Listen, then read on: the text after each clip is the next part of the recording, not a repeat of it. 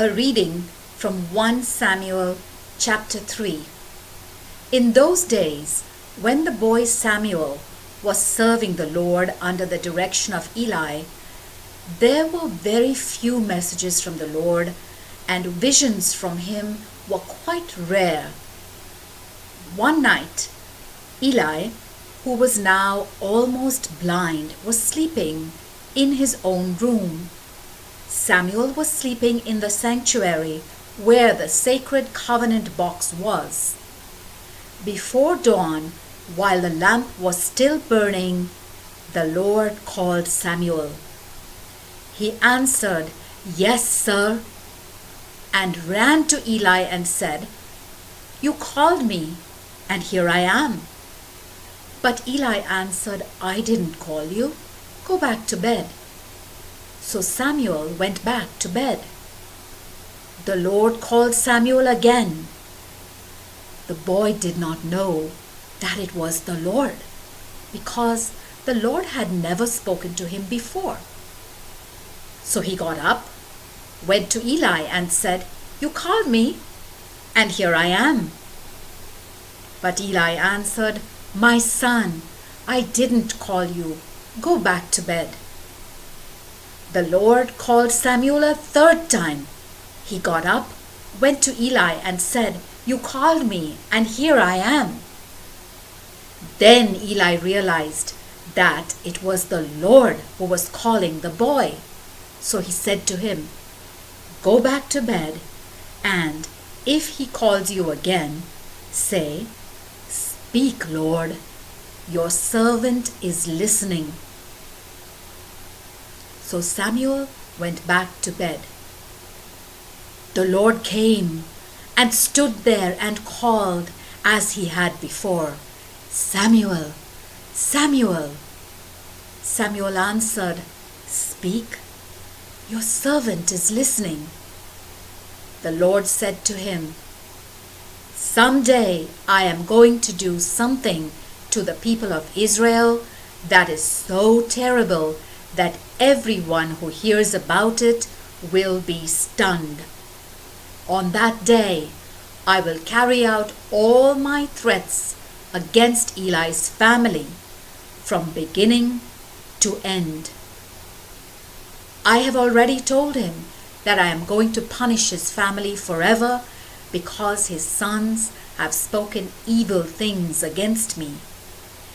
Eli knew they were doing this, but he did not stop them. "So I solemnly declare to the family of Eli that no sacrifice or offering will ever be able to remove the consequences of this terrible sin." Samuel stayed in bed until morning. Then he got up and opened the doors of the house of the Lord. He was afraid to tell Eli about the vision. Eli called him, "Samuel, my boy." "Yes, sir," answered Samuel. "What did the Lord tell you?" Eli asked. "Don't keep anything from me. God will punish you severely if you don't tell me everything he said." So Samuel told him everything. He did not keep anything back. Eli said, "He is the Lord. He will do whatever seems best to him."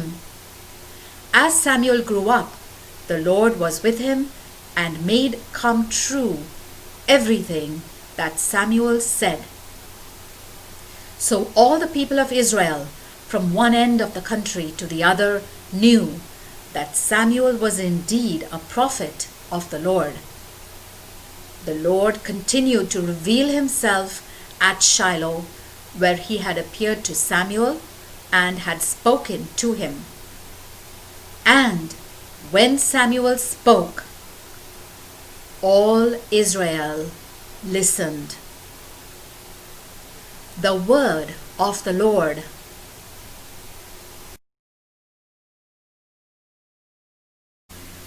A reading from 1 Samuel chapter 4. At that time, the Philistines gathered to go to war against Israel, so the Israelites set out to fight them.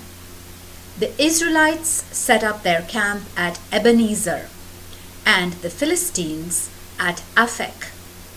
The Philistines attacked, and after fierce fighting, they defeated the Israelites and killed about 4,000 men on the battlefield.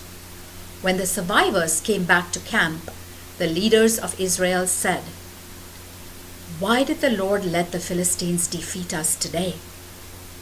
Let's go and bring the Lord's covenant box from Shiloh, so that he will go with us and save us from our enemies."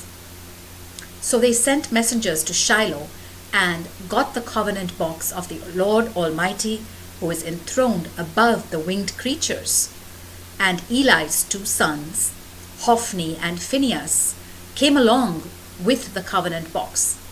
When the covenant box arrived, the Israelites gave such a loud shout of joy that the earth shook.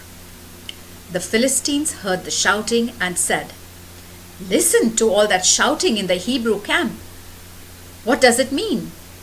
When they found out that the Lord's covenant box had arrived in the Hebrew camp, they were afraid and said, "A God has come into their camp. We are lost. Nothing like this has ever happened to us before. Who can save us from those powerful gods? They are the gods who slaughtered the Egyptians in the desert. Be brave, Philistines, fight like men, or we will become slaves to the Hebrews, just as they were our slaves. So fight like men." The Philistines fought hard and defeated the Israelites, who went running to their homes. There was a great slaughter. 30,000 Israelite soldiers were killed. God's covenant box was captured, and Eli's sons, Hophni and Phinehas, were both killed. A man from the tribe of Benjamin ran all the way from the battlefield to Shiloh and arrived there the same day. To show his grief, he had torn his clothes and put dirt on his head. Eli, who was very worried about the covenant box, was sitting in his seat beside the road, staring. The man spread the news throughout the town, and everyone cried out in fear. Eli heard the noise and asked, "What is all this noise about?" The man hurried to Eli to tell him the news. Eli was now 98 years old and almost completely blind. The man said, "I have escaped from the battle and have run all the way here today." Eli asked him, "What happened, my son?"